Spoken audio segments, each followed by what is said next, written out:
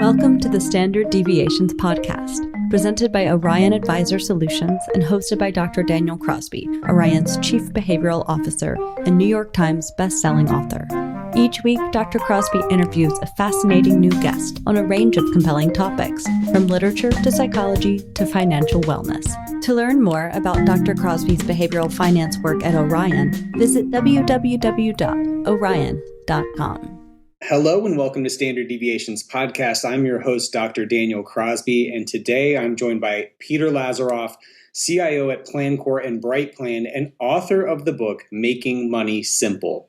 When he's not helping families meet their financial goals or writing books, he is an amateur frozen pizza reviewer and a fan of the greatest baseball team in the world, the St. Louis Cardinals. Welcome to the show, Peter. Daniel, thanks for having me. And I love the Cardinals hat you're wearing, home red. I wish I'd run downstairs and grabbed my Sunday cap. I'm a fan of the Sunday cap, the blue with the red bill. The weekend cream uniforms are incredible. Yes. I mean, not only do they have the best fans in baseball and are the best team in baseball, also the best unis in baseball. Just an incredible franchise we follow, my friend. So people can't obviously see this, but I'm wearing a Cardinals hat. Peter is flanked by Cardinals paraphernalia. This is going to be an incredible show. So we're going to start it off. A little bit of a softball here. I got to ask about the frozen pizza reviews, which are numerous and are very thorough, incredibly thorough. What gave rise to the frozen pizza reviews, and how have you enjoyed your time as a frozen pizza influencer?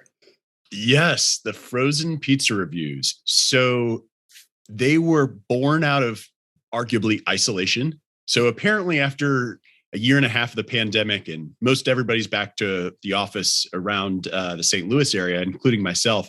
But I guess I'd spent a little too much time at home that week where I got a little slap happy. And I'd had a conversation with a marketing member who had suggested that I'm too boring on Instagram. And I sort of said, well, what am I supposed to do? Just take pictures of me eating lunch? They go, yeah, that's exactly what you're supposed to do.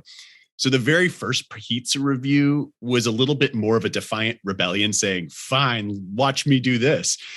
And all the people who know me in real life absolutely loved it. And I think what's interesting is for people who follow me on Instagram as Peter the Advisor, they're like, what the heck is going on? And for so much of my career, I started writing in my mid-20s in part to mask my age because it's hard to get people to trust you with their money. And for so long, there's been this buttoned up version of Peter. And when I saw the reaction to the pizza reviews, which I was calling oven pizza at the time, I honestly had no idea that it was supposed to be called frozen pizza. So I'm calling them oven pizzas. I'm not doing multiple takes. You're right. They are very thorough. I'm just saying whatever is in my head. And those are very real interactions with me. That's a lot what it's like, to the point where I was playing golf with a handful of advisors in November. And one of them pulled up my Twitter profile and said, hey, I thought I was going to be playing golf with this guy, pointing to the picture, this clean cut Peter in a suit. And what they got was more of the frozen pizza review Peter, which I think is really fun. But I also think, we're at a place where I feel like I ought to be able to show some personality and I can still know what I'm doing and not be a robot. And so it's been a fun way to do that. And I think the hardest part is keeping all the pounds off from eating pizza so many times, because I have a hard time once I make a pizza, not eating the whole thing. I guess I'm not at the age where I know I'm not supposed to do that, but I also am still at the age where I'm capable of kind of doing it. So it's been a lot of fun. People can check it out on Instagram if they need a good laugh during the lunch hour from time to time. So I love that upon being accused of being boring, you rebelled so wildly that you went and reviewed frozen pizza. I also love your golf buddy. I thought I was going to get a buttoned up advisor. I didn't know I was going to get a wild frozen pizza guy. This is incredible. I had no idea there were that many frozen pizzas. I was like DiGiorno, whatever, one or two others. There, you cover the waterfront, my friend. It's incredible to see. I only really had one or two pizzas. We all have our favorite foods and our go-to brands. And once people text me and say hey, you haven't done a pizza review in a while, I say, okay. And I go to the grocery store, I just find a new one. So I got one today. It's like Motown pizza, or I don't know. It's supposed to be Detroit style deep dish. I didn't even know Detroit had deep dish pizza. I didn't know that was a thing, Detroit style pizza. I guess everyone has their own style pizza, but it's been fun trying out different things. And my 8-year-old loves it, loves the pizza reviews. Sometimes he's in them on weekends. We did a donut review once together that was kind of silly. And it's just silly. I only realized well after the fact that I'd done some that apparently David Portnoy of Barstool Sports had been doing frozen pizza reviews during the pandemic. So to be clear, David Portnoy, you can have your pizza reviews. Mine are always going to be a little more colorful and original and unscripted. So yeah, they've been fun. Love it. Anybody ever wants to come have a pizza with me in St. Louis, just let me know. We'll chow down. Yeah. So when I come to St. Louis to catch a game, we're going to do a joint pizza review. It's going to be, we're going to break the internet. I love it. I love it. This whole, the whole impetus for our conversation today was actually happened in Twitter direct messages of all places. And it was kicked off from a prompt by Emily Bender, who asked apropos of her part of the world, right? Which is voice marketing. But ask, what do most people misunderstand about your industry? And then you and I began, I think, a fruitful conversation about this. So let's share it with the people. Peter, what do you think it is that most people misunderstand about investing? Well, there are a lot of things. If I try to start with where I see the misunderstandings that pop up most in my conversations, the one that sticks out to me is that people misunderstand the level of competition they face when they are investing, or particularly when they're trading. And by the way, that's another, people don't seem to know the difference or misunderstand the difference between investing and speculating. But understanding the competition is something that takes a lot of thought.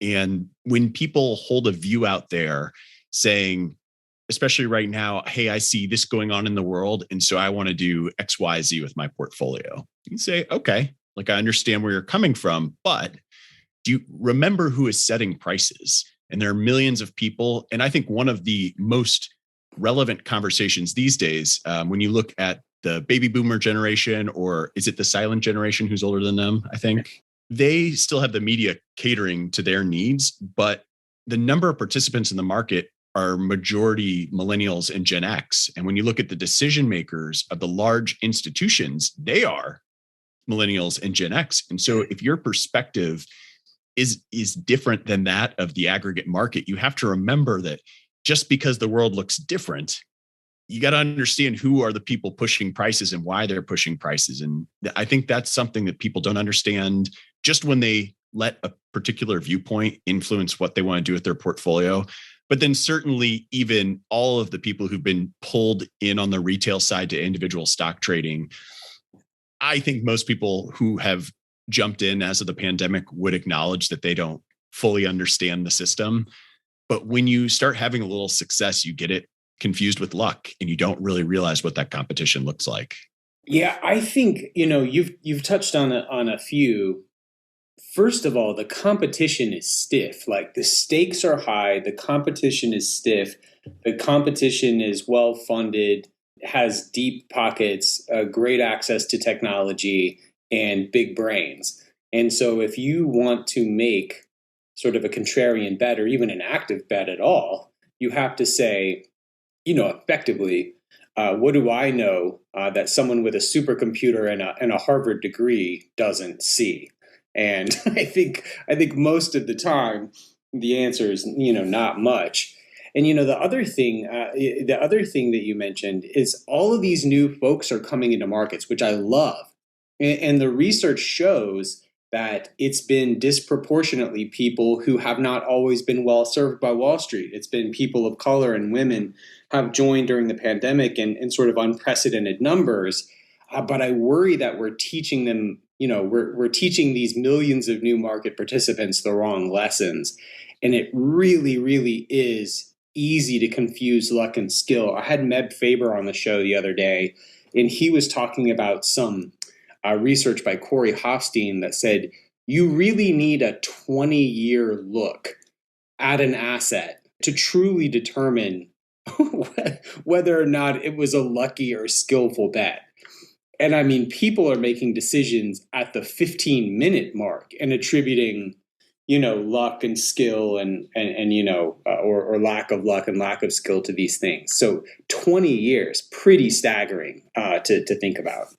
Well, and you also, those who you determine skill in over 20 years, there are long losing periods in there through on the path to what you determine to be a skillful outcome. And I remember the first time being introduced to the concept was Michael Mauboussin, The Success Equation, Untangling Skill and Luck. Great book, particularly if you're into investing or into sports, because so many of the examples are sports, which maybe makes the skill luck continuum a bit more tangible for newcomers to the topic. But I started out as a stock analyst, and I started in 2007. So once everything lost, say, 60% of its value, if not going out of business, it's pretty easy to pick winners when you think about it, but maybe you don't recognize that. And I think that happened a little bit coming out of the pandemic. Everything was going up and the most risky things were going up. And so it is easy to confuse that sort of thing. And sure, maybe you read one article online or listened to a podcast, but to your point, there's people with supercomputers and PhDs, but even that, they have satellites flying over oil tankers. And there's one example I give of a colleague here locally who built a cell phone app that was a lot like Pokemon Go, but only for truckers.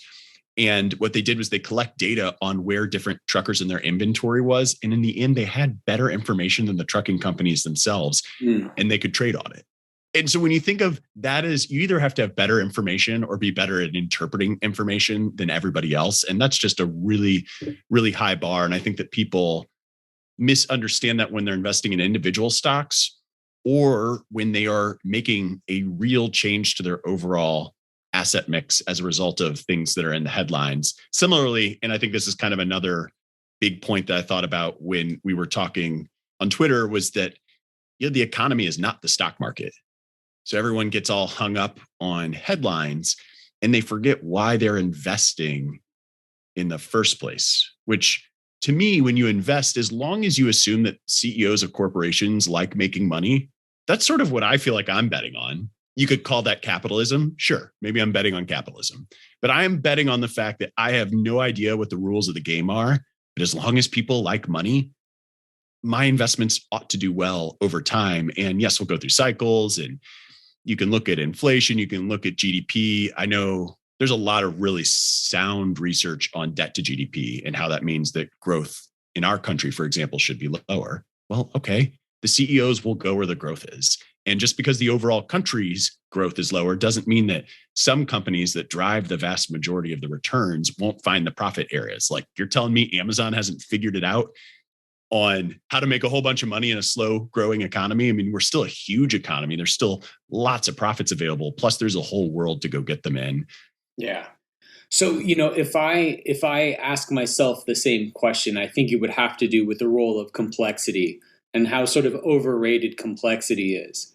I find that when friends and family approach me with questions about the market, they always assume sort of a level of foresight and sophistication that I just frankly don't have, and that I don't think is necessary, and that the research doesn't suggest is necessary for generating solid returns. I think most folks think it's all about sort of forecasting externalities, whereas I think it's about sort of controlling yourself. I think a lot of folks think it's about sort of complicated, sort of complicated financial math and things like that. And I think it's all about sort of simplifying things. And that is the whole premise of your book. So I want to shift gears a little bit to your book. Chapter 2 of your book has to do with a soapbox that I've been on lately that was prompted by some conversations between Michael Kitces and Carl Richards about goal setting. Chapter 2 of your book is all about planning a vision for the future. But one of the things that Kitces and Carl talk about, and I agree with, is that it can be hard to get people to articulate a vision that is personal and vivid and deeply aligned with their values, versus something kind of generic, like, well, I'd like to retire, or, I'd like more money, or, I'd like to be rich. So how do you, as an advisor, go about crafting a vivid, personal, salient vision for your clients? Well, I think that you can't take human nature out of the human, right? And so you're trying to find ways to bridge where we have deficiencies. And I remember, I think Jason Zweig is the way I discovered this research, was that the neural patterns in our brains when we think about saving are identical to the neural patterns when we think about giving money away to a complete stranger. And so we have no relationship with our future self.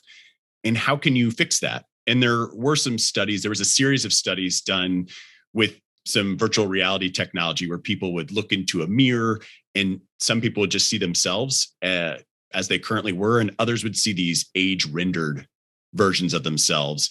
If you've ever played with Face App, or there's all sorts of apps now that do this, that sort of make you look like an old person. And when they would get a random windfall, the percentage of people that allocated that windfall towards savings or an emergency fund were drastically higher. And that was inspiring to me because I've always thought about, how do you goal set in small steps to make long-term payoffs? And so I'm a really big fan of focusing on what are the financial goals for the next 5 years, what are the next goals for the next 5 to 10, and then 10 plus. And before going through this exercise to finally answer your question, I think the visualization, I didn't have a virtual reality headset when I started doing these little worksheets in my small apartment when I was 22. I had to actually close my eyes and think about these really key moments in life. And in the book, I start with, picture the day before you retire. What are you doing? Who are you with? What are you wearing? And for me, I sort of picture sitting around the dinner table with my wife, and my kids, I don't think they're going to live in town. And I think of after how I do the dishes, because I always do the dishes and I always will do the dishes. The dishes are, I feel like, something just going to follow me around for my whole life. And then I go into the living room and I sit in a comfy chair that, I got to be honest, I don't own right now, but I can picture this chair that I sit down in, and I pour my glass of bourbon and I have my tablet there where I'm either reading something on the internet or reading a book, and I flip on the Cardinals game. And when it's baseball season, I always have the game on and I'm reading. And, I talk and discuss the plans for the weekend after retiring. And I'm painting a real picture, and I can suddenly relate to that person. And it does help you think about what are those long-term motivations and connect with that future self. You could think about other breakpoints, like when you drop your kids off for college or when you have your first grandchild. You can think of all sorts of different big moments and try to really paint that picture. Now, you can't do that when you're in the grocery store or walking through the mall. There's limitations. You do this in the goal setting aspect so that you can find savings goals and automate those and have them be aligned with what you're trying to really get to in the long run, so that you're not too short-sighted in those decisions and that planning work. So you've made a couple of great sort of behavioral points here. One is the Jason Zweig piece, which is, I feel like we as an industry have to remind ourselves quite regularly that every single thing we ask our clients to do, they are not psychologically wired for. Saving money is perceived as a present loss. You putting that whatever $1,000 towards your retirement feels like lighting $1,000 on fire. For all the world, that's what it feels like. And asking us, asking clients to do that is incredibly difficult. So, we're wired to spend, we're wired for immediacy, and we're wired to take care of our present selves, which have these urgent needs, right? We're hungry. We want frozen pizza for lunch. We're hungry. We have these immediate needs that we need to attend to.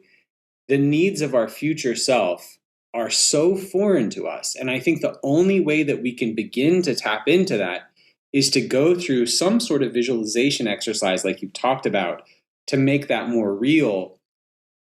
But is there any way you sort of document that? Because surely you do that in the moment, it works, it's powerful, and then COVID hits, or Ukraine gets invaded. Something happens, and again, the immediacy of the panic of that moment overwhelms the sort of abstract thought of 80-year-old Peter.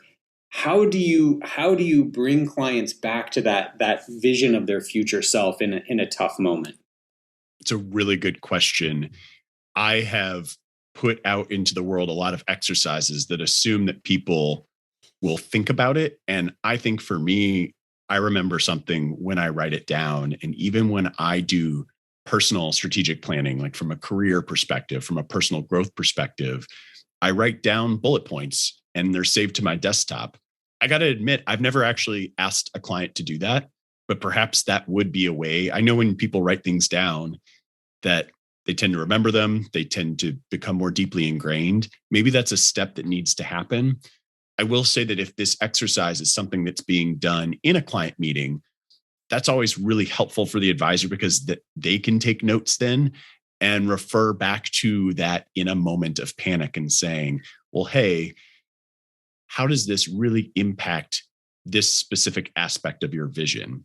Because oftentimes, in my opinion, there are questions about the market or your portfolio or any aspect of your financial life where really our job as an advisor is to figure out, well, what's the question behind the question?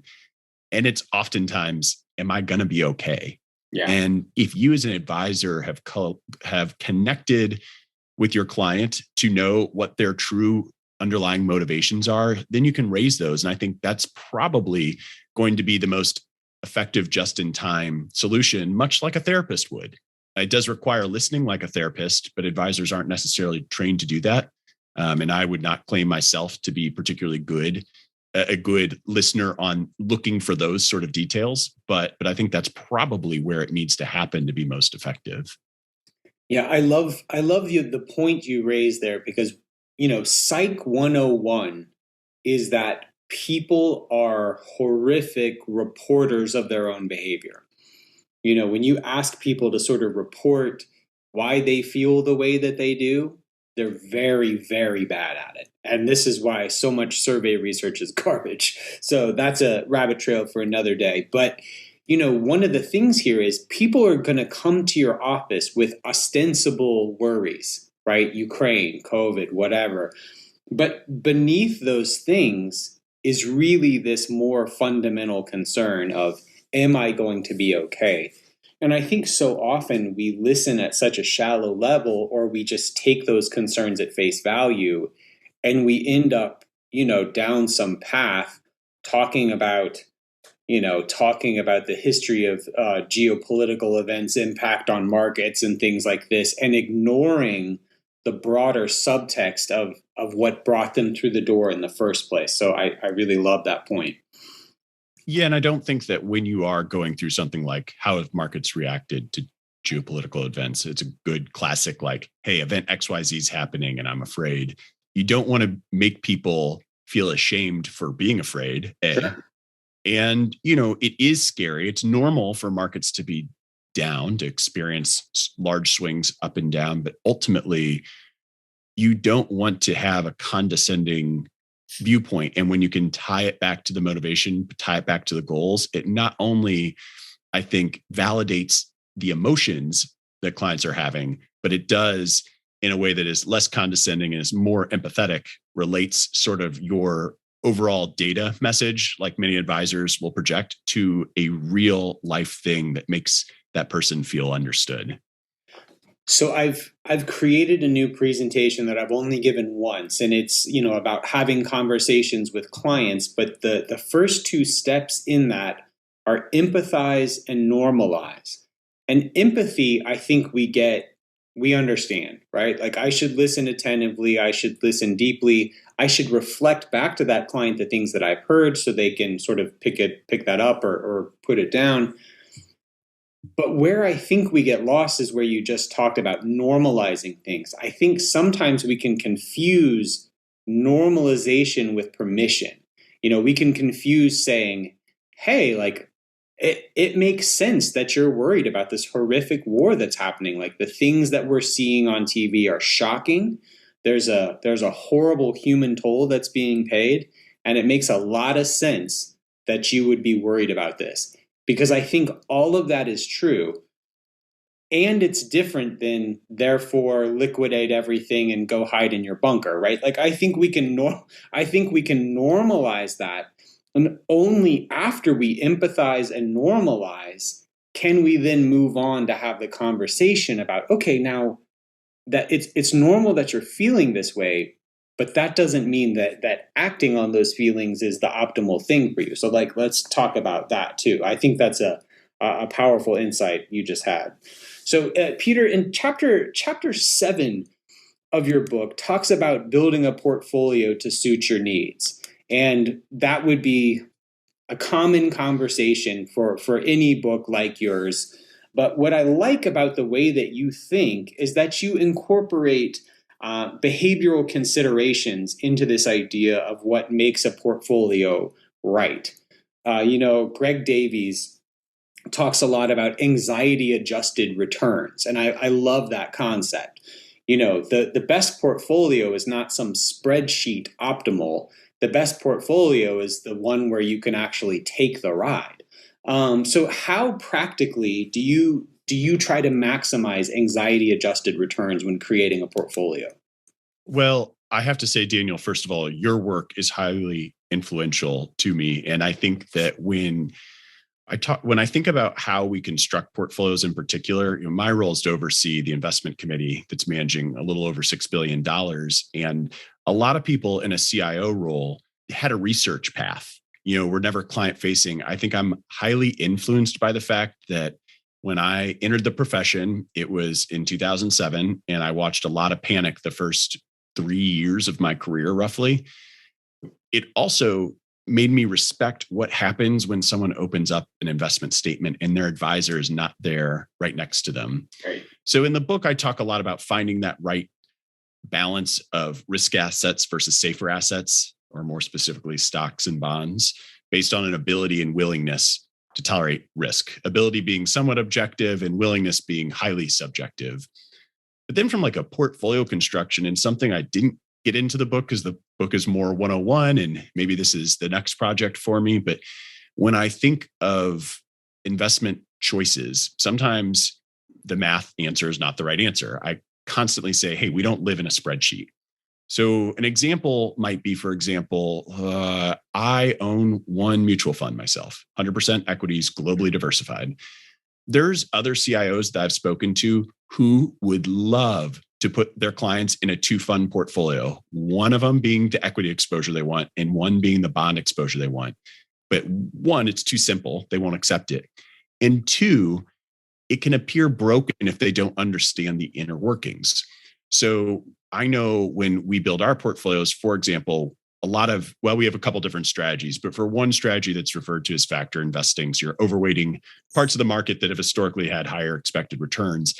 If every holding is a factor holding or has the word factor in it, or the word value or small value or profitability or whatever, and factors lose in a given year, the client might think the portfolio is broken. But if you have a total market exposure and then anchor it around so that when people open their statements, they don't see that everything is broken versus a benchmark. They can look at it and understand what it is. I think that understanding is a big part of portfolio construction. Same with something like TIPS in the bond portfolio. They are a wonderful diversifier. They have a role, but they are super volatile relative to other fixed income holdings. And if a client opens a statement and has this thing that they think hedges inflation, even though it doesn't really exactly, but it's always way up or way down relative to something else, that's hard to stick with. And we could build the perfect portfolio, but if you don't stick with it, it doesn't matter. So that's not actually the perfect portfolio. And one more comment I'll just make about this is that once someone is looking at their portfolio and they don't understand and they generate an idea, right or wrong, in their head, the longer that idea is in their head, the harder it is to fix it. So there's cognitive errors, there's emotional errors. When I am pulled into client meetings, it's usually a cognitive misunderstanding of what the strategy is or why something is there. But I believe in building a portfolio that people can look at it and it's simple enough that they can understand the different pieces so that they don't get these false ideas in their head. And that's a nuance that really there's no research to support, but it's all just experience from being a lead advisor for so long prior to moving on to more of the back-end research side that really influences how I think about portfolio construction. It's an interesting point, because I think when we think about creating behaviorally optimal portfolios, one of the main considerations is always going to be volatility, right? Like, what level of volatility can the client stomach? From a capability perspective, from an anxiety threshold perspective. But it's interesting. I've seen the same thing you've seen with these ultra simple two ETF, three ETF portfolios. Can you achieve global diversification with 2 or 3 ETFs? You can, and at an incredible cost savings in some respects. But it reminds me of baking mixes, of all things. When baking mixes first came out, they were just add water. And they actually went back and had very limited success with just add water brownies and just add water cakes, because parents wanted ease, yes, but they also wanted to feel like they were doing something, right? So now we have add a little oil, add a little water, add some eggs, and it's like, oh, look at me, I made a cake. We could make it simpler, but we don't, for behavioral reasons. So I'm a big fan of things like direct indexing and factor investing, and things that I think, first of all, are empirically supported. It's not just placebo, but also there's, I think, an appropriate level of, it complicates it enough that it makes it feel more real, I think, in the mind of clients, and it makes it more acceptable for them to stick with. So it's an interesting thing to consider. Like, do you want the just add water portfolio, or do you actually need some eggs and oil to complicate it just enough to make it stick better? Yeah. And at a certain point, when you're evaluating different funds to include in a portfolio, and you look at a couple different mixes, and it's funny you say the baking example, because when we made a portfolio change recently, I was trying to explain to people it's like box chocolate cake. Like, they're both box chocolate cake. One just had, and they have same calories, same fat, like literally everything is the same, just a little bit cheaper. Yeah. Is sort of what we were explaining it to be. But you're right that people want a little more complexity than what is the basics.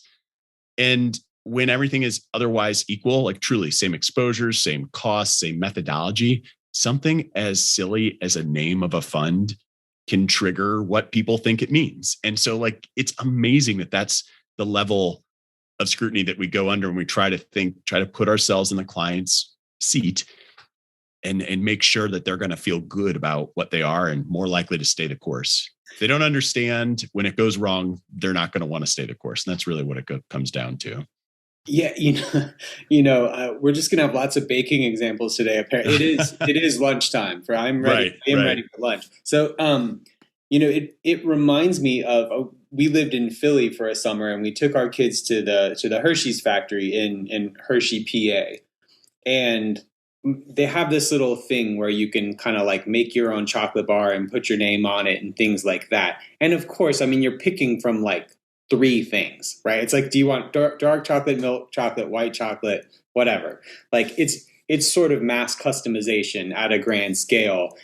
But my kids would tell you that's the most delicious chocolate they've ever had. It's a dang Hershey bar. But they picked it. It had their name on it, and the perceived benefits of it were huge for them. And I think a lot of the benefits of ESG are behavioral. When someone has a say in a values-based portfolio, like, it's easier to stick with if it's values-based. I think direct indexing that's highly customized. It's like, okay, here's the Daniel portfolio. This is custom fit to you and your needs. That's a different animal behaviorally than SPY or whatever. So I think that's powerful. So we're going to talk about one more chapter in your book. That's it. People got to go buy it after that. This is buy it and eat it over some pizza and some baked goods. And, read it with a tasty DiGiorno pizza burning the roof of your mouth. Chapter 9 of your book is timely. It's about facing the reality of market downturns, something that's certainly top of mind right now. We're only down, as we speak today, we're only down 10% give or take in the S&P. But why spend a chapter talking about this bummer of a topic? Why spend a chapter sort of preparing clients and early investors for the reality of market downturns?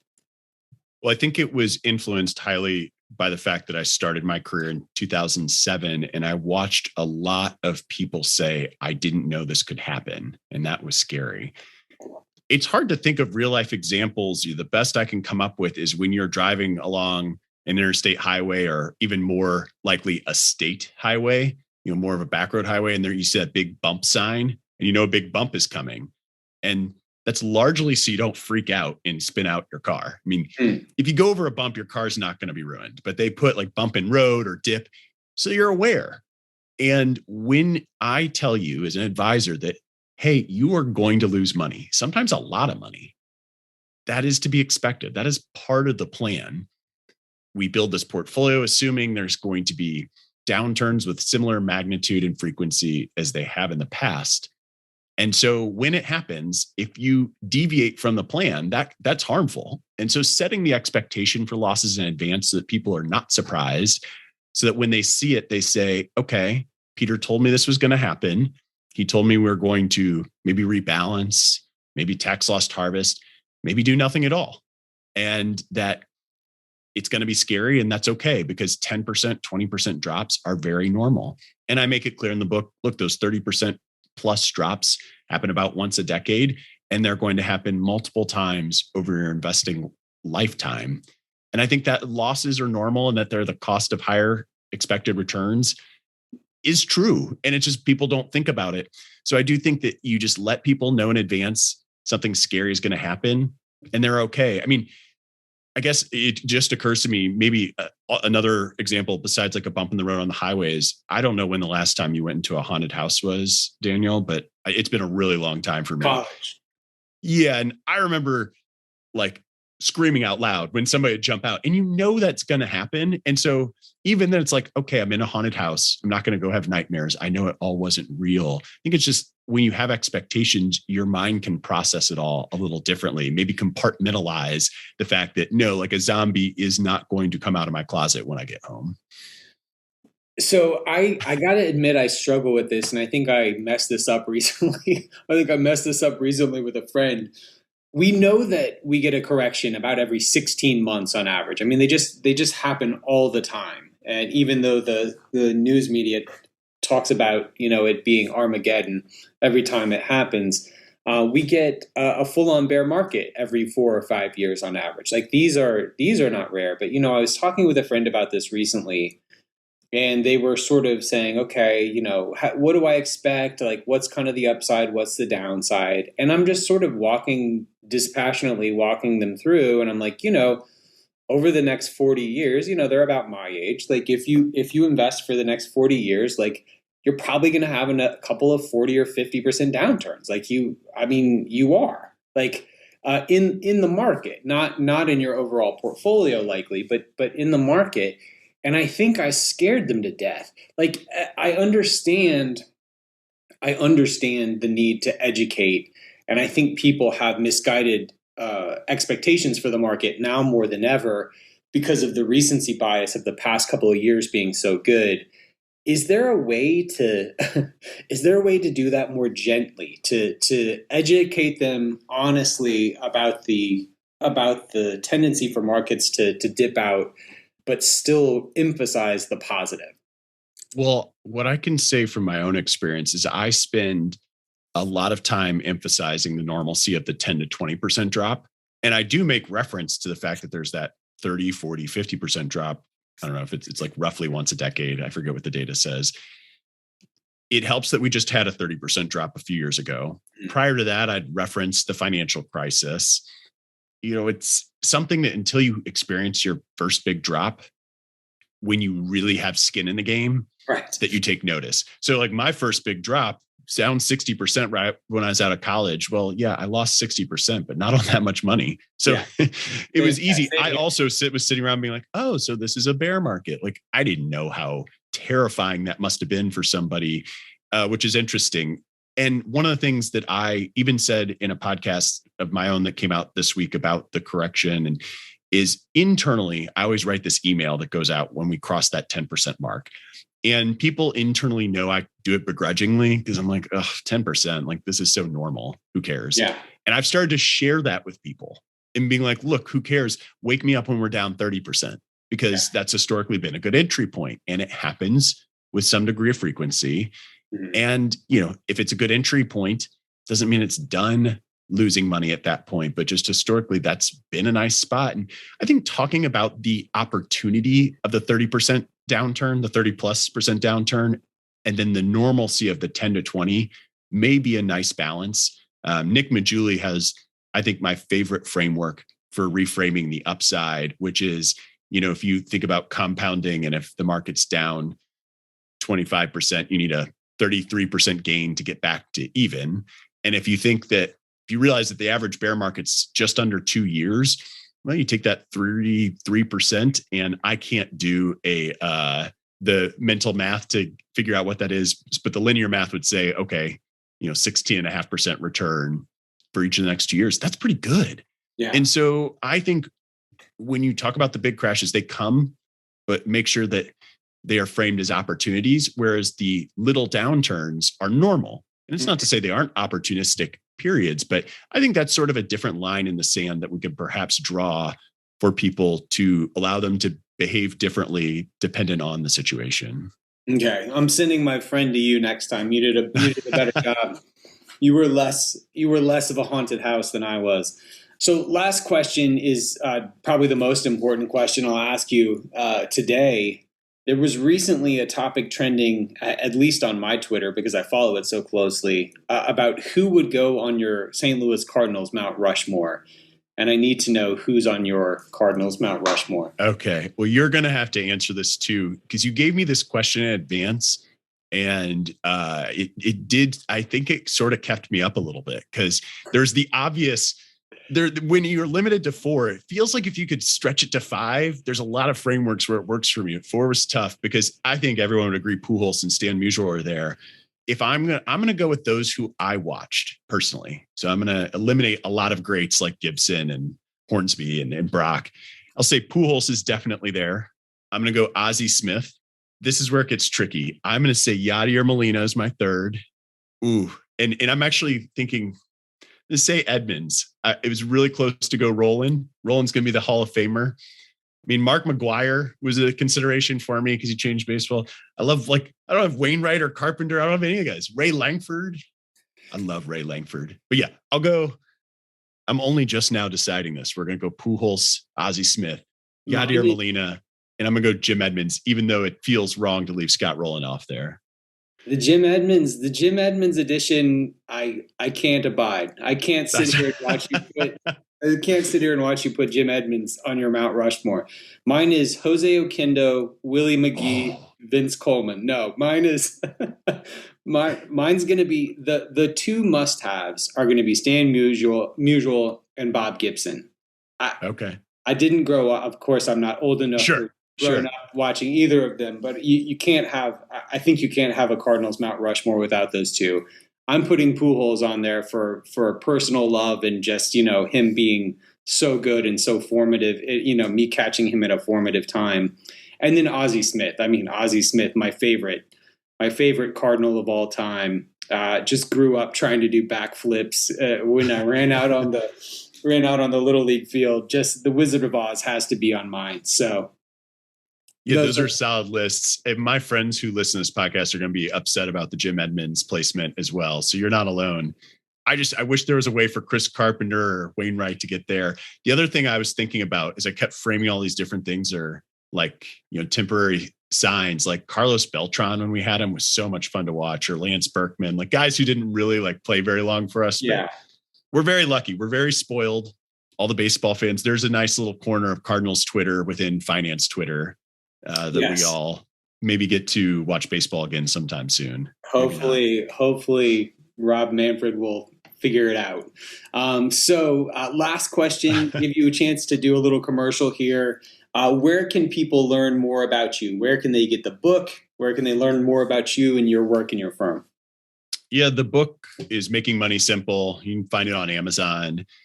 The podcast is The Long-Term Investor. So you're obviously listening to us on a podcast right now. So whatever's your favorite podcast provider, The Long-Term Investor, or you can go to thelongterminvestor.com.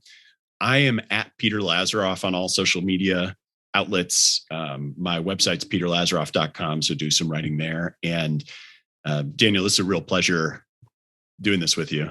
Yeah, a great time, my friend. I look forward to having a Diet Coke with you while we cheer on the Cardinals here soon when they figure out how many games they're going to play this year. Thank you. Well, and I know you're going to be on my show. My hope is that we're playing games before that happens. We can assess the roster in the season by that point. Here's hoping they figure it out and we make some big free agency moves. Thanks again, my friend. Yeah, talk soon. Thanks for tuning in to Standard Deviations. If you can't wait till next week for more behavioral finance insights, visit www.orion.com. All opinions expressed by Dr. Daniel Crosby and podcast guests are solely their own opinions and do not reflect the opinion of or endorsement by Orion and its affiliates, subsidiaries, and employees. This podcast is for informational purposes only and should not be relied upon as a basis for legal, tax, and investment decisions. The opinions are based upon information the participants consider reliable.